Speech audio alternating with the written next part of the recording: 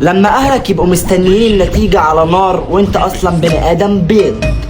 استر يا رب، يا رب الواد يجيب مجموع كويس يا رب ويشرفني قدام عمامه يا رب يا اخويا يا رب. ده ابن خالته جايب 114%. استنوا يا جماعة التليفون بيرن. ايه يا ابني؟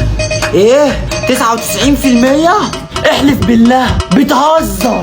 طب يا عم خلاص بقى شيله من على الشاحن طالما وصل 99. تعرفي ان ابنك ده ابن مرة؟ ده ابني 60. ايه ياض جبتها بكم؟ 95. احلف المرة دي مش بيهزر. يا رب يا اخويا يا رب. بس 95 كتير، خلي بالك سألت عليها لقيتها ب 92 بس. فاضل لك كمان نكتة وهخلي الضمة كسرة. ابنك بيتص علينا يا حاج. ايه جبت كم؟ 56%. يا رب يكون بيهزر، والله اتمنى. الحمد لله نجحت يا ابويا، جبت 56%. يعني مش بتهزر؟ ده مجموعك ولا سعر كيس اندومي؟ لا والله بجد 56%. لقيتك حلوة وطرية.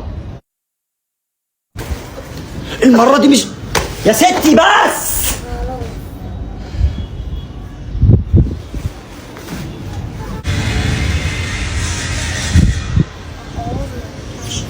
بس يعني